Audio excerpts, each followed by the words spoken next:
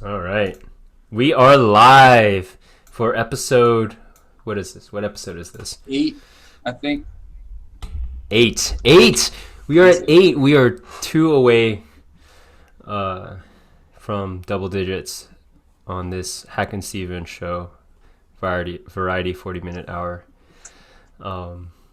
Funny, eight is a number that's significant to me because I read somewhere at some point that around eight fights is where you start to kind of develop your style as a fighter. And so when I took up fighting, I was always very curious about what my style would become. And someone said eight, and I've always kind of latched on to that number. And so we are at eight. What I read a quote on Twitter. This guy named Ed Lattimore. I think he's like a boxer that does Twitter now. And I think his quote was something along the lines of it was dealing with the people that are alpha, but he was like, yo, people should stop worrying about being alpha. If you should just pick up a martial art and then do real fights for like 3 years, and you'll know what it means, or something along. I'm generalizing, paraphrasing terribly. And then he also gave the caveat that it can't be wrestling or jujitsu. It has to be sounds like a striking sport, like I'm guessing kickboxing or boxing or something. And he's a boxer, so I guess he would know. But and I'm not a fighter by any means, so I've obviously no idea what he's talking about. I just think it's a cool quote. Do you have any insight? Yeah. I think it's interesting that grappling was disqualified because obviously, as you know, both you and I have a strong affinity for grappling, like Brazilian Jiu-Jitsu. But having done both and having heard that quote, that tweet, I think it makes a lot of sense. I think it's honestly so much to unpack there, man. I think the first and foremost thing being that chaos is a really interesting concept, right? Who you are relative to chaos, right? Like you are always something relative to your environment. And I think we seek stability and homeostasis, but in a chaotic environment, like who are you in that moment, right? I think that's a big part implied in what he's talking about. Who shows up, what remains when like things are coming at like a million angles. And then obviously something very primal around fighting. I've always related the chaos of fighting to the feeling of being drowned. And when we train and we prepare our fighters for fights, I as a coach, I see myself as like incrementally, progressively drowning them like for longer and longer times and like, bigger and bigger waves. So I think there's something primal in that. So I know that's my, I guess, first off the cuff response to that tweet.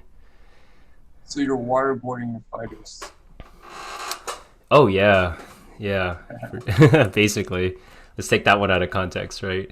But it's interesting, yeah, right? Because progressive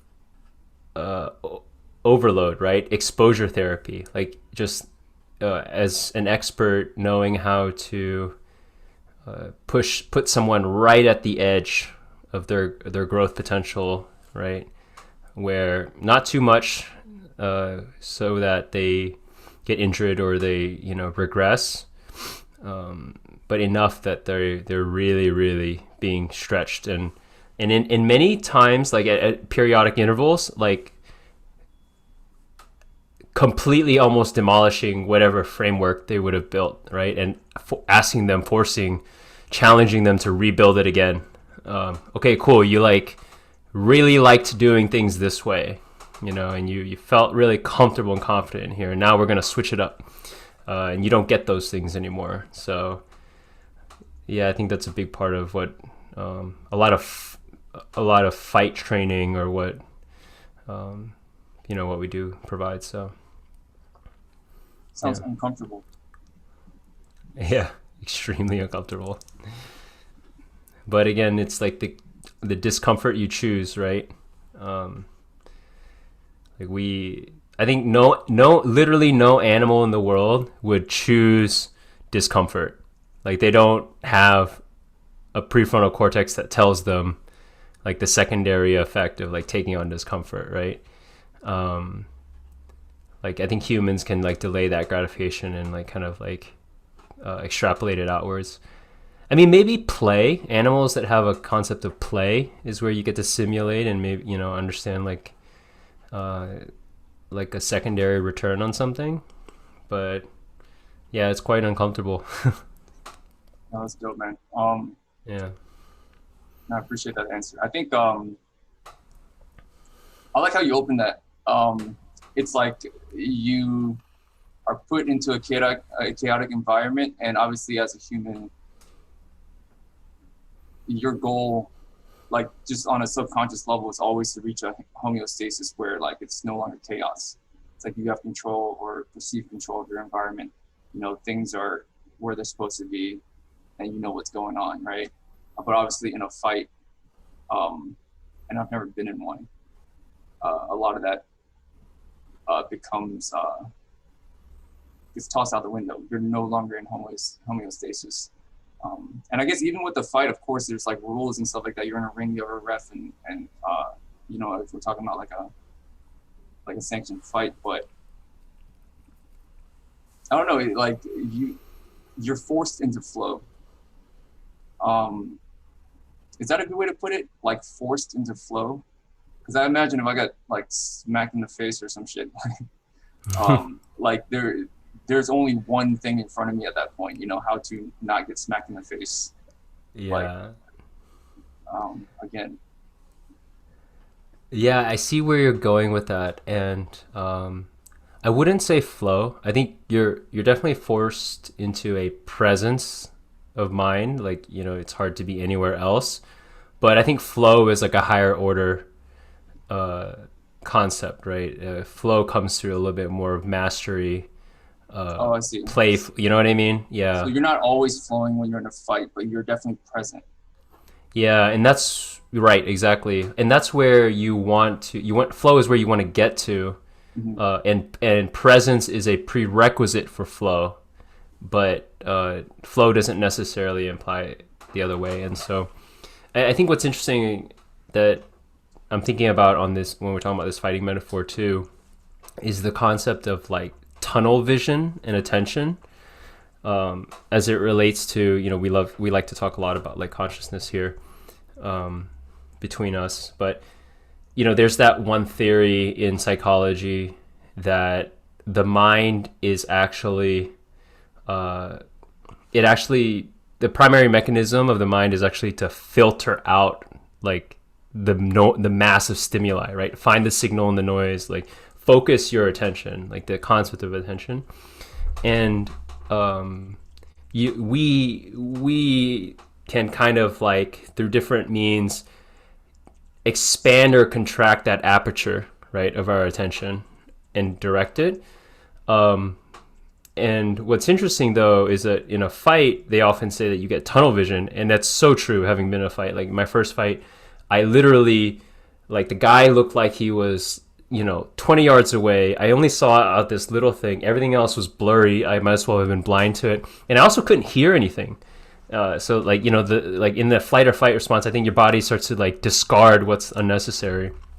And, but it is through practice, right, and repetition and comfort that you're able to expand that aperture now, and start to like hear your coach's like reminders in the background, like hear like sometimes I even see my friends in the crowd in the middle of a fight, which is kind of wild. While someone's trying to take my head off, I can still be like, oh, there's Hack right there. But that took a lot of time. So yeah, I think the expansion of our attention in new chaotic spaces is interesting. Public speaking, right? I don't know. Any of these high adrenaline things, I always put them in the same category. Public speaking used to be the same way. Yeah. I like the idea of like, I know fighting is not forced in the flow, but I guess forced in the presence. It's like you're doing nothing else. Like if you went bungee jumping, maybe you're not in flow, but you're gonna be present. You know, if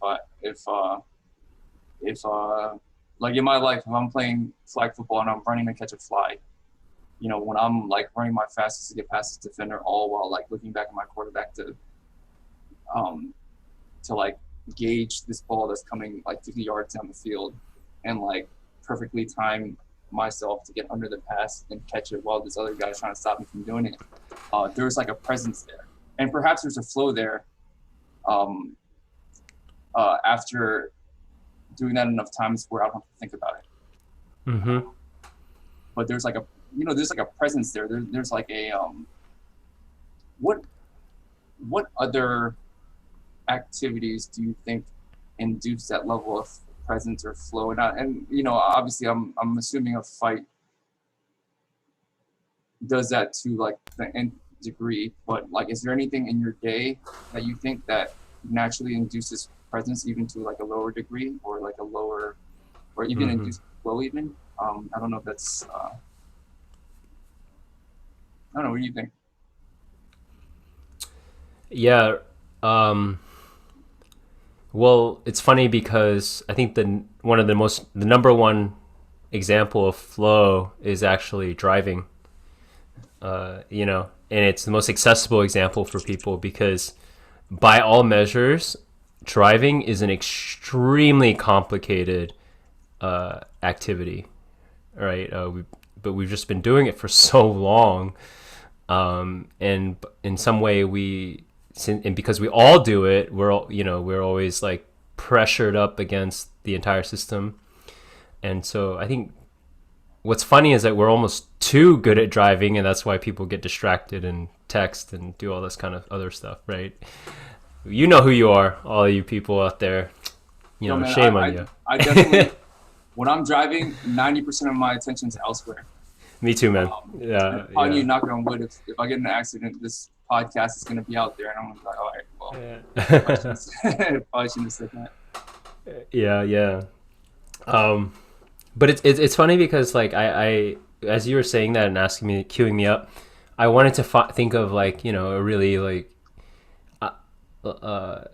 positive example of flow, like a rich positive example of flow, but it's I just thought of a boring one. It's just driving. But I think it's probably lost its flow value, if you will, whatever. How do you get that back? Can you, like brushing your teeth, for instance, like, you know, when let's say I watch Leo brush his teeth, he's like still like trying to, you know, figure out his, that motion. Mm-hmm. You know what I mean? And like, it's similarly, if you brush your teeth with your left hand, you know what the hell I'm talking about. And so obviously your attention's like, you know, closer to 100% there. Otherwise you're gonna like, you know, mess up. But then now, like, dude, I'm like brushing my teeth and like texting and like doing all this shit. And like, you know, I don't even know how my teeth gets brushed. Similar with like driving. You know, I can tell you when I'm like 15 or 16, I'm driving, I'm like, oh shit, like I hit something, I'm dead. But now I'm like driving with my knees while eating and then texting at the same time. I don't even know, you know, how I do that. I only drive with my knees when it's like a straightaway though. So, you know, just to be clear, I'm not that reckless. Yeah. But like, is there a way to gain that back to get that same level of, is it presence? What's the word? To have a fuller experience while driving, while doing, I guess, quote unquote, mundane tasks, because they're tasks that we've automated away in the mechanism of our body. I mean, the reason I can drive without thinking is because I'm sure like a lot of things are just programmed now. You know, if I want to take a left, I don't have to think about it. I just, you know, my arm just moves the right way. Like the correct pressure of my foot on the gas pedal based on how fast I want to go or how slow I want to brake. that shit just happens. Like when I switch lanes, I probably don't even think about it. My mind's just like, oh, check for a car. Yeah. I think I think that we're just on a really long plateau for that. And at least when I think about your question personally, I've been able to tap that in a little bit where I have like little challenges. Uh, for example, our friend Peter, right, a college roommate, he has, I don't know if he still does this, but it stood out to me a lot when growing up driving together. Peter would do this thing where, sorry, Peter, to put you out there like this, but he would stop really close to the car in front of him, right? Like, but he would expertly brake in a way, and I sensed a lot of pride in this ability that it wasn't a jolt, right? Like for 80% of people, if you told them like stop within 6 inches of the car in front of you and make sure this cup of tea doesn't spill over and your grandma in the back isn't like jarred, like it would take it, like, I don't know what the success rate would be. It would actually be pretty difficult, depending on the car. And Peter was really good at that, right? I'll leave it at that. But I have actually likewise taken on little challenges like that, like mini games, to say that, like, okay, what if I tried to be the smoothest possible driver, like maintain maximum velocity, obey, but while still being like super safe, like quote unquote, what is the best driver? So I think that to some degree, when you talk about flow, and it's almost like impossible for us to not do this, right? To ascribe a value hierarchy, a measurement to it, right? Like, I think your question is like, it's because we don't put driving's not a skill or anything that we see as like a graph anymore. It just is, it's just a transport. But if you went back to like asking yourself, how could I be a better driver? Like, what's the next standard that I want to shoot for? That might be it. Like, I'll say one thing: towing. If you've never towed anything before, that is another realm of, I think, yeah, like, expertise even. That you'll definitely be in flow. Is it growth? Growth. Like, growth. Yeah. Is that what is required to reestablish some form of natural presence? And is it Intention. Yeah, Intention, growth. Yeah. I don't know that it's bad that we get, that some of this stuff gets automated away. Maybe a little bit, but not entirely. I mean, I won't have to be all stressed out every time I'm driving. I'd rather drive while eating and texting and stuff, and be more efficient with it. Sure. Oh, but I mean, that's such a value-laden statement, though, right? Like, is it stressful? Actually, like, I would argue that it's not stressful. You're just actually fully immersed, right? Right. And it would be, I mean, it depends on your measure of efficiency too, right? Like, it is a moment of meditation for you, versus like, maybe it's more efficient because it's a part of a whole set of behaviors in a framework that, where you don't need to eat while you're driving or texting because you're like flowing. Your flow is nonstop, right? That's something to be, like, I think, mindful of. Okay, let's pivot a little bit here. This is something I've been thinking about this week. It's something that I struggle with, and I think it's something a lot of people struggle with. And this might sound familiar to you. I'm not sure what type of student you were, but for me, you give me a project and you give me 2 months to do it. I'm doing that shit like the 10 hours before it's due on an all-nighter, like probably 98% of the time, probably. And maybe the other 2% is I thought it was due sooner, so then I started sooner. Like, it's literally, that's how it's gonna happen. And then most of the time I end up with like a B or something, in cases like that, which is not terrible. But for sure, in those 10 hours, regardless of how much sleep I've had, regardless of anything else, I find a way to get something done. And then obviously at the end of that, I'm like, man, if I actually had another 10 hours to do this shit would be like amazing. But too bad. I just only have these, it's just doing 5 minutes. Gotta run and turn this in. And that I'm using school as an example, but I mean, that's kind of like how I lead my life too. Like I used to always think that, once you get to be an adult, then you start figuring these things out, but not like that's always been something I've struggled with, procrastinating. But at the last minute, there is like a forced flow. I don't know if I could use that term there, but there's definitely something. There's definitely some shit where I'm like, all right, I'm like cracked out right now, and if I don't like fully focus, this shit will not get done, and I'm fully motivated. How do you think procrastination relates to flow? Does it at all? Does it for you? Do you struggle with procrastination?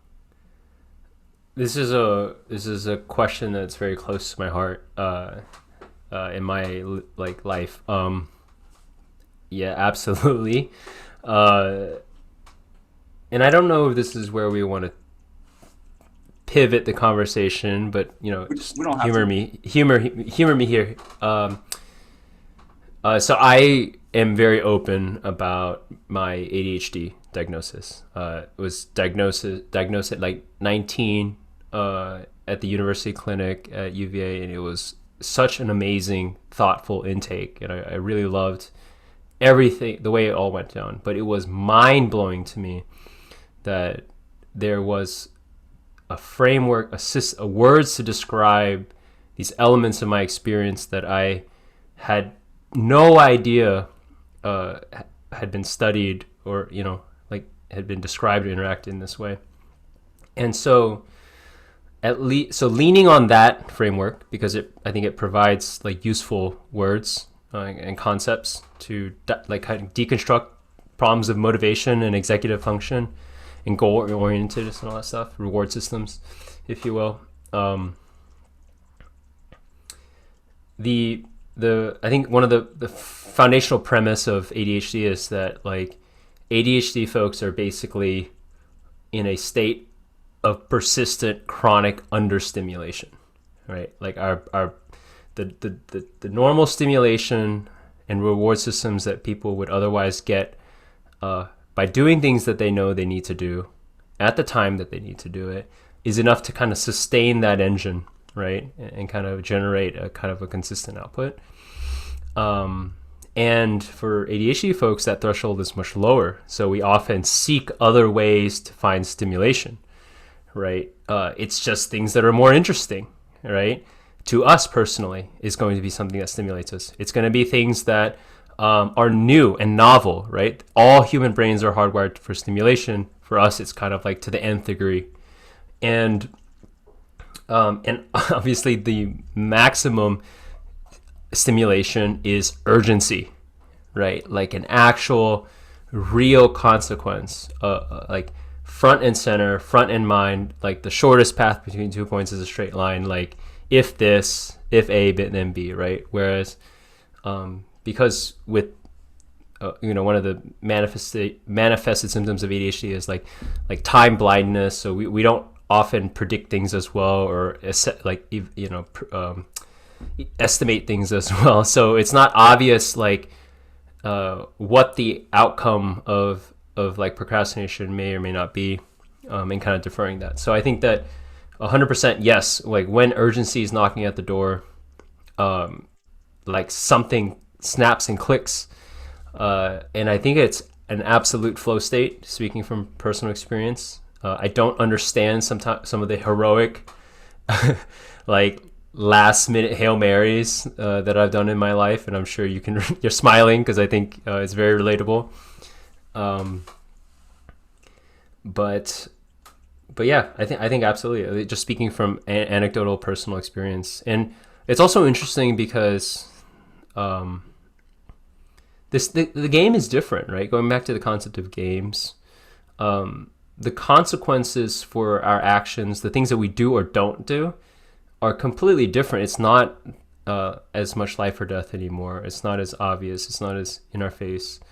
I don't know if there, like back in the day, there was an ADHD farmer who didn't water his plants and then, 3 days later they just died, or they had a yield of like 20% fruit, and that wasn't enough to get them through something. Like, I don't know what those consequences felt like to our, like, ancestors or proto-humans that had like that kind of brain wiring, if you will. So anyway, like ADHD might have a evolutionary aspect to it that's positive as well.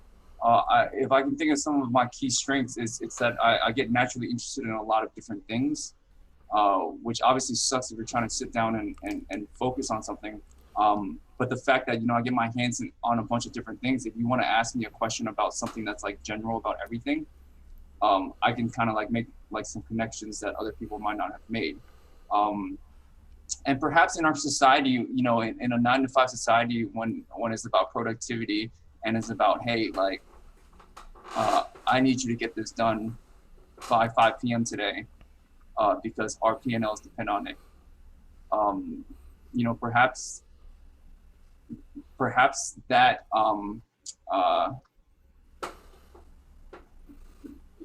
that doesn't help, if you can't focus on something.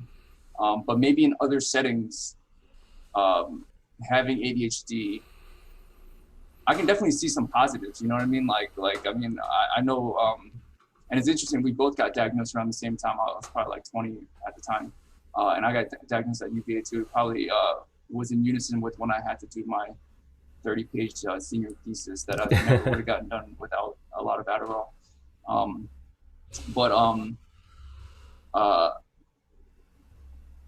But yeah, I mean, like, I don't know. It's just, it's not all negative, I don't think. But I mean, but I do think, because it doesn't fit in society's natural framework, that you have to be able to sit down and focus and get your work done in a capitalistic society. Then all of a sudden you have to get medicated in order to do what the society requires you to do. You know what I mean? Whether it's Adderall or caffeine even, or like, whatever the case may be, the society, like, to fit in society, like the capitalist society, you have to get shit done. You got to do stuff. You got to make money and whatever, right? And being scatterbrained doesn't help with that. But I don't know, what societies would that be helpful in, if at all? yeah, It's hard to think of yeah, this, yeah. This is a very I think relevant conversation in the mental health community right now, and you're spot on. I think you elaborated on it really well. I think most people point back to pre-industrial agricultural times, like more hunter-gatherer times. The scannability, the innovativeness, like the tackling like novel problem sets as they arise, like moment to moment. Say you're tracking an animal or something like that. I think a lot of people kind of do that, but there's been controversy about not romanticizing these types of views as well. I think the term that's coming out for it is like neurodivergence, the idea that like we all, on a spectrum of different neurological attributes, and they fit in different models, and in certain ones, like capitalism, like you mentioned, they don't fit very well, right? Where it requires a lot of sitting, and it requires a lot of like longer term routine, methodical stuff. So yeah, I would say hunter gatherer, physicality. Oh, I'll give you some really good examples actually of where it's really important. Things that have the elements of sport in them. Michael Phelps has ADHD, one of the greatest Olympians of all time. Simone Biles came out recently, a couple years back, with ADHD as well, and she's on Michael Phelps' level as like probably one of the greatest athletes of our generation as well. And so, I think things related to that sphere. Lots to unpack there, man. It's really interesting. Lots of like a lot of like societal implications too around equity, on like Adderall is an accommodation to a disability, right? Like I don't want to get too locked into like terms and stuff like that, but ADHD is a disability, right? Straight up. And just like any disability, like as a society, we ask ourselves, can we make reasonable accommodation, provide reasonable accommodation to allow this individual or group of individuals to have like a greater quality of life? Like maybe it's just a ramp here, right? So that a wheelchair can go up. Maybe it's a button that opens the door and that everyone uses now, right? So medication being an accommodation, but one of many accommodations that you would want to kind of think up through for treating the different mental illnesses out there. So What do you mean by, can we go back like maybe 2 minutes? I think you said the term neurological divergence. Is that what you said? neurodivergence, Oh, yeah. neurodivergence. Yeah. And you said don't romanticize that, or like there's like a people are pushing not to. Can you clarify on that? I'm not familiar with. Yeah. So the best example of that is actually and where I kind of got this sentiment from was the subreddit for ADHD is actually a pretty good resource and community for ADHD stuff, but they actually reject neurodivergence as a framework because And neurodivergence is that we all have different, I guess, what's the word, disabilities or yeah, but there's like disorders. strengths, right? Yeah, there's actually nothing wrong with you. Like the world, there's something wrong with the world. Like you just weren't meant for this world, or Oh, I what see, have I you. see. So like in a Like different society, like this disorder would be a good thing, yeah, yeah. Like if you went back to hunter gatherer like times, right? you and I would be normal, and all the people who like couldn't do that and wanted to like stay in the hut and Right. do more of that stuff were not as like evolutionarily viable. But it was like more about the system that determined your, I think, quote unquote, like ability to perform or or Hmm. succeed. So Right, right. um, yeah, and so that there's that, and the reason why there's people who kind of take polarized views on that is because I think there's uh, a hesitation or almost a fear that it wipes away people who are actually suffering for real, right? And it actually is like, I mean, we are like pretty high functioning, all things considered, right? Given the challenges that we have, but there are some people with ADHD that are completely debilitated. Absolutely. Like they can't hold a job, right? They can barely function. Like everyone likes to joke about adulting, like it's a millennial joke. Like God, how like I have to buy vegetables, I have to cook. Like it's like life is so hard as adult. Like they just shut down. They can't even like function, and those people get lost almost if you bang the neurodivergence drum too hard. But Hmm. then at the same time, you bring neurodivergence drum really hard because one of the big components, and this is actually one thing I wanted to like go back to with your example.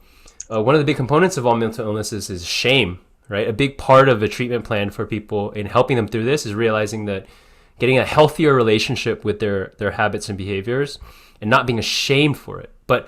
And it's so hard. It's such a hard balance, but while at the same time being realistic with your limitations. So you want to like simultaneously encourage those folks, but not like leave the people that actually need the most amount of help behind. So it's really it's a challenge for sure. And okay, so the last point what I was going to say is one thing that always stood out to me with me in UHAC is that when I look across my peers who have our peers, right, that have procrastination tendencies, it does come with a shame. Like it's like God, I wish, like God, why can't? But you're so good about, I think, not beating yourself up about that. And I've always kind of wanted to ask you that question again, and still keep like a presence of mind around like what matters and what doesn't matter, right? And like how do I win tomorrow if I didn't win today? I think is growth mindset for sure, but it's definitely laudable. So I appreciate that, man. But I was actually having this conversation yesterday. Uh, and I remember the statement I said. I was like, "Yo, maybe if I stressed out more, I could get more shit done." You know what I mean? Like it was kind of like, um, obviously in college and stuff like that, you know, I was in a different like world in terms of like, yo, I have to graduate, I have to get this job, I have to, you know, become an engineer, you know, pay off college and all this stuff. But then I got lucky playing poker and made a bunch of money, so I have like financial freedom to not have to do stuff, right? But almost that have to do stuff, like the have to do in a way sometimes is what you need. You know, the I have to do this is what gets you to the finish line. Um, the I the if I don't do this, nothing bad would happen. Like what's the worst that can happen? That's like, don't get me wrong, it's a great feeling to just be like, you know what, like it's chill, right? But you know, it's sometimes the necessity is the gift. You know, the I don't have this, so I have to do this is the gift. You know, there's so many people that a lot of times, you know, you hear people that grew up poor in bad environments and stuff like that, and then they like somehow make it, and you hear their story, and then sometimes you get to realize that, yo, these people might not have made it if they were like spoon fed everything. You know what I mean? If they didn't have to do it, they wouldn't have done that shit. Because who the hell in their right mind would do, you know, would take that risk if they didn't have to do it. And I know that's a very general example, and I can't think of a more specific one. So sorry about that. But yeah, I mean, it'd be nice to have some have to do's. You know, that's such a fucking first world problem. I'm gonna get canceled for saying that probably. That's the reality of it though. Like there's more of us that are exercising an enormous amount of privilege in our lives. So I mean, I'll throw a Jesus quote out there, right? Like what is it? Like who is like whatever, like not sin, throw the first stone, whatever, right? Yeah, but I think it's interesting, and not to dive too personally into and put you on the spot. Feel free. On this, but yeah, like I think that maybe, and I would like wonder or muse out loud, like maybe your gift is and your potential lies in like in helping people, right? So that the stakes are they're not your own stakes, because but they're actually someone else's. And not even your families, right? Like I mean, like someone who's really dire in need of help, and then like it would be like, man, I have to do this like I really have to. And we talk a little bit about like consequential, urgent. Like sometimes I think about, like we have a friend who was paramedic for a little bit, and we have friends in emergency surgery, and now he's like a nurse too, and I asked myself, like, man, maybe that's another job that I could have found myself in, right? Like emergency room person, because it's like it's human oriented. I would say that we share that. Like it's about helping people or something in some way, and it's like now, and it's like physical, and it's not rote, right? Like how you treat every case that comes in. Okay, 10 people can come in with a wound, and it's the way you handle it is like it's up to you. Like it's an art to kind of figure out, float through that, and so maybe there's something there. And I know that you're Enneagram type 2, right, as well. So that I think there's an overlap with that. I don't actually know my Enneagram type. I think I took the test one time, but I forgot what it was. I think it was a 2, because I think I was the one that asked you to take the test. Yeah. Is it a 2? I don't know what that means. I should probably look more into that. Yeah. Yeah. So I mean. So procrastination, do you have a cure or? Oh my gosh, it's that one. I mean, people have written whole books on this, man. Yeah, but usually when I'm reading that damn book, it's because I'm procrastinating on something. Yeah. I would, for me, I think it was really helpful to realize that, and I forgot who framed it this way. Like it's an academic. That frame procrastination as it's actually a problem in emotional regulation. It sucks because to some degree, when we get criticized for not caring enough, it is both like paradoxically true and untrue, right? But a part of it is because we don't care. And so I think kind of Jedi mind tricking myself to actually really care about it helped me in a lot of ways. And so the thing that really like just kind of blew through my procrastination tendencies was we've come full circle, the fighting, right? Because literally when I knew that in like 2 months I was going to get in front of all of my friends and all of these people and like have to beat up another human being, literally everything I did had that on the back end of it, right? Like if I didn't want to do my laundry, if I didn't want to do that work assignment, if I didn't want to like call my mom and like you know all like the multiple like the list of things I need to do in every day, you know, 2 hours of that, 4 hours of that per day, 6 days a week was taken up by fighting. And so I had to like, I knew it all mattered all of a sudden, like everything I did. And there was an emotional component to that. And I think the Navy SEALs actually talk about this a lot too, where they're like, look, this idea that Navy SEALs are this, you know, these cold, like emotionless, mechanical, like it's not at all. Like they just know how to harness emotion. And you better have emotion. Like if you're not going to get through like this stuff if you don't have like this like nuclear reactor, right, if you will, like Iron Man's like core of like emotion. So yeah, that's one way I felt like I've broken down the walls of procrastination. It's a hard one. Harnessing emotions is an interesting idea, because I always thought like, yo, if I can get myself to feel like it's all on the line even when it's not, then the game will be so fucking easy. You know what I mean? Like if like, let's say the assignment's due in a week, and I know how I'm gonna feel the night before it's due, because you know that's when I'm gonna start it, and I'm like, oh shit, I gotta do this. Yeah. But if I can get myself to feel that a week in advance, holy shit, dude, I could take over the world. Which is like an interesting idea, which I obviously can't get myself to feel that way unless I take a bunch of Adderall. But, yeah, I think it's partly because like we don't care enough about what's on the other end of that, right? Yeah, like you get a good degree, a good job, and you know most people would say like, yeah, that's really important to them, but I don't think it's as like that deep down core burning passion, whatever that is. And don't get me wrong, figuring out what like ignites you at your core is a very hard thing, and some people go their whole life searching, like trying to find it. Like it's not like they're just sitting on their ass, like not trying to find it. They try to find it and they can't, right? It's not an easy thing to find. But I think oftentimes like where you can find it is by you know, like again to this discomfort thing, and to this like to that Ed Lattimore quote of like throwing yourself into like these chaotic situations and seeing what comes out, right?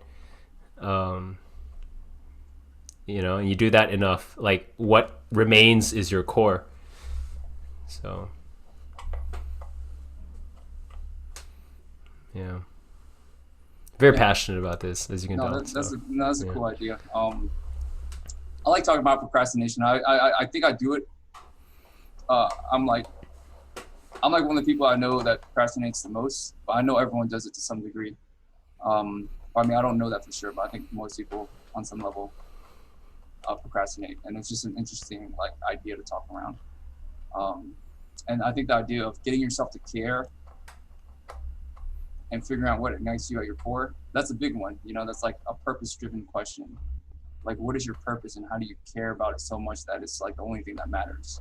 And how do you make this thing matter so much that like it's like the only thing that, you know what I'm saying? Like how do you find something that you care that much about that it's just like, all right, everything else doesn't matter except for this one thing. This is the thing. Like you wake up and this is the thing. You go to sleep and this is still the thing. Like I don't think there's an answer to that. I'm just speaking aloud. Unless you have an answer, which would be great, because I'd love to. Well, actually, I don't have an answer, but I have. I would have a caveat to that, even though I said all that stuff. Like, I don't want to fall into a capitalist trap either. That like life is about burning yourself away. You know, like a life of leisure is not, I think, something to be looked down on, or uh, like whatever you choose, it goes back to the flow concept where you just do it you just do it fully, and you're fully present, and you're um, and it's natural almost. And for some people that could be being a parent, right? Honestly, and it's not very like, it's just like they're flowing in their purpose as being parent. For some people it can be tending to plants, and there's not an urgency there either, but they everything that they do, knowing that they need to like, oh man, this evening I have to trim those 3 leaves off, right, and then apply that fertilizer. Like I can't not do it. Like I have to do it because tomorrow they'll die or something like that. Or like I want, like I'm trying to get this thing to like 6 feet and to have like these things. um yeah, I mean, I think it's just about finding it. Yeah, and it doesn't have to consume you, but it just has to be an aligning force around everything almost. Which it can just be like being chill, like Alan Watts or any of the spiritual teachers, right? They don't. Their thing is just like, maybe their thing is aspire for max chill. Aspire Yeah. for max chill. Yeah, It's a cool purpose. within reason. So I thought procrastination is a really interesting one that you threw up, by the way. I think that's a really interesting one because, like you said, we all do it. But I think for some of us on the upper end of the spectrum, it's like very different, the relationship with procrastination. Yeah, I guess I brought it up because I've been kind of like trying to think about how to Outsmart it. yeah, or like, I mean, I don't want to use the word solve as in it's something that you figure out, you know what I mean, and then it's gone forever, because I don't think that's I don't think that that's how it works. But I've been trying to figure it out. I've been trying to like look at it from multiple angles. I've been trying to like understand like, why do I do it? What benefit? I mean, I obviously it feels great to procrastinate. Like when you're supposed to be doing something, you're doing something else. You're like, man, this game hits different when I'm playing like StarCraft, when I know I have some other shit to do tomorrow. Yeah. But yeah, I mean, I don't know. It's something that I've been trying to figure out. But I don't know if I'll ever figure it out. But I think I'm gonna keep understanding it better. Yeah, man, it's an exciting inquiry, for sure. And I'm like really excited to see how it turns out. So I do think that it comes down to some degree, like removing the buffers, right? Like we are buffered beyond belief. We are safe and comfortable, and we are just so taken care of. And I don't even mean removing buffers in a negative, hurt, like traumatic suffering sense, but like even in like an ascetic sense, right? Like monk style living, where you can't just buy the food from the grocery store. You actually have to like prepare every ingredient and cook it, and if you don't, you're not going to eat, right? And it's not that you don't have food, but you have to do it. Like you're gonna have to cut wood, you're gonna have to do it. Like a minimalism thing almost. Yeah, like a minimalism thing, right? Like just like Getting get rid of the variables. Yeah.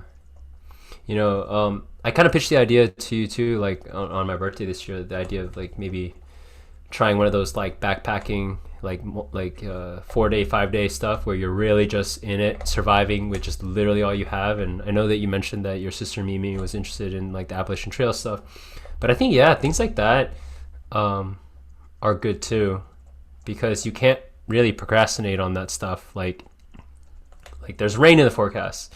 We need a fire by this time. We have to do 15 miles today in order to make sure we get to that next stop point, like town over, so that we can get our goddamn like water and food. Like, I don't know. Anyway, this is just me letting my brain run free. No, dude. So No, this is dope. yeah. Removing the buffers sounds cool. We should do weekly challenges and then talk about it in the next podcast how it went. Yeah, that would be interesting. Like, and it's funny because like that is the millionth time that I personally have probably said or heard the word weekly challenge for myself, self-imposed or otherwise. But I think it's interesting if it's like only 1 week and we're gonna talk about it. Like that is actually a very interesting thing Pretty that's much, yeah. never happened before, or Yeah, maybe like we do never. that, a weekly challenge. I'll have to think about it for the next podcast and then decide on one. I think we Um, should do it for the next one. That's a really great one, actually. well, you're probably pretty good at coming up with weekly challenges. I'm sure we can make a list. Um, You know, pre-pandemic, I would have like agreed with you. Post-pandemic, like I don't know, it's a completely different person that came out the other like end. even a So weekly challenge of like, I mean, I know you already do this, but like for me, it was like, yo, get up at 6 in the morning every day. That would be, um, that would flip my life like upside down. You know what I mean? My day would be like really front loaded as opposed to like shit just like, it would be a proactive decision. Like, yo, I'm just gonna wake up at 6 a.m. Because I mean, a lot of stuff you have to do a lot of stuff. I mean, you know this. You know, I see on your IG, you're like kicking a fucking Muay Thai bag at 5 in the morning and shit. You know what I mean? Like, um, but that's like a very proactive, like, yo, like you don't just decide. I mean, I guess you maybe you do. Yeah, I mean, but you don't just decide. Like for me, if I had to decide to get up at 6 in the morning, I would have to like prepare at night. Be like, all right, look, by this time I have to do this. By this time I'm probably gonna want to do this, but no, I need to put my phone away and I need to go brush my teeth. And then by this time I need to go in bed and so and so. So it's not just wake up at 6 a.m. for me. yeah, no, for sure. Everything's connected, right? Uh, one big loop for us. Okay, So yeah, let's I think think of that's a some good weekly idea. challenges for next week. Next week would be a good week to start, right? Sure, let's do it. But I think it's interesting too. Like if we, you know, we'll talk about this offline. More less of a self improvement focus, which people tend to do when they talk about challenges, but more of like an experimental focus. Like it's honestly just fodder for the podcast, right? To just talk about like, oh, on Monday it was like this, and then by Tuesday it was like that, and you know, how was it for you? Like, you know, yeah, dude, Thursday was crazy. Kind of like when we did fasting, right? When a lot of our group started doing fasting, it was similar to that, but like completely new realm of experience, right? Like just you're sharing stuff that you like no one uh, in your group, you know, has kind of experienced together collectively. So excuse me. I should have muted myself. We're on a podcast. Unprofessional, man. Here, bro. Um,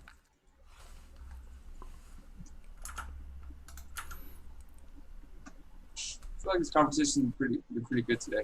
You ready to wrap it up? Yeah, I'm ready. We'll do our little retro. Yeah, let's do it. All right, let me. All right, guys. Until next time, tune in for weekly challenges.